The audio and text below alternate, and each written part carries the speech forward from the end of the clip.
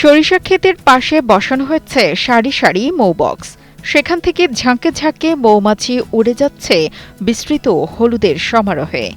ফুলের মন মাতানো সুবাসে মৌমাছির দল ব্যস্ত মধু আহরণে। এ দৃশ্য নড়াইল গোবরার উজিরপুর এলাকার। গোবরা অঞ্চল, এখানে খুব সুন্দর পরিবেশ, চারপাশে সরিষা ফুল। আমি আমার মা মামিদের সাথে এখানে ফ্যামিলি সহ ঘুরতে আসছি।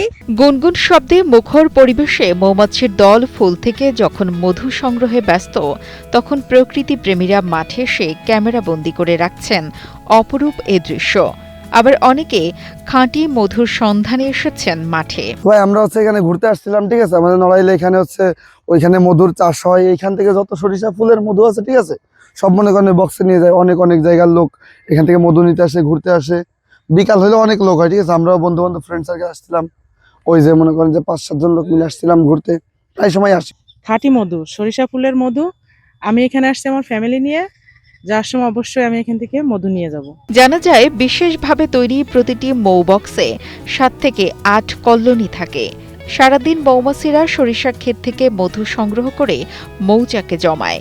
চাষিরা 7 দিন পর ধোঁয়ার মাধ্যমে চাক থেকে মৌমাছি সরিয়ে মেশিন দিয়ে মধু সংগ্রহ করে।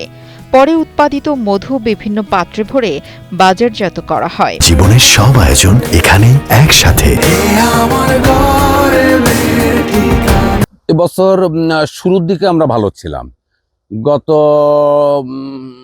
10 দিন, আজ তো 2 তারিখ, 20 তারিখের পরের থেকেই বলা যায় যে আবহাওয়া যখন নষ্ট হয়ে খারাপ হয়ে গেছে, তখন এই অতি কুয়াশার কারণে আমাদের মধুর পার্সেন্টেজ কমে গেছে। আমাদের যে লক্ষ্যমাত্রা আছে সেই লক্ষ্যমাত্রা আমরা পূরণ করতে পারব। জেলা কৃষি অফিসের তথ্য মতে এবছর সরিষার আবাদ হয়েছে 14,464 হেক্টর জমিতে। আর চলতি মৌসুমে 10,520 টন মধু উৎপাদনের লক্ষ্যমাত্রা ধরা হয়েছে।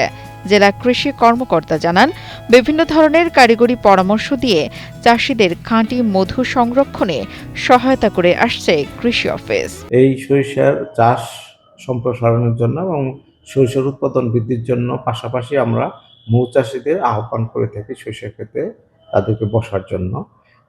গত বছর আমাদের নড়াইল জেলায় প্রায় 10 মেট্রিক টন মধু উৎপাদন হয়েছে 990টি মৌমাছি বাক্স বসানোর মাধ্যমে। এবছর এই পর্যন্ত 750টি বাক্স বসেছে এবং উৎপাদন হয়েছে 1.5 মেট্রিক টন। এবং এই জানুয়ারি মাস পুরাটাই আমরা মধু সংগ্রহ করতে পারবো। তবে চলতি মৌসুমে আবহাওয়া অনুকূলে না থাকায় লক্ষ্যমাত্রা পূরণে শঙ্কার কথা জানিয়েছেন মৌচাষীরা। কৃপা বিশ্বাসের পাঠানো তথ্য ও ভিডিও চিত্রে ডেস্ক রিপোর্ট, কালের কণ্ঠ।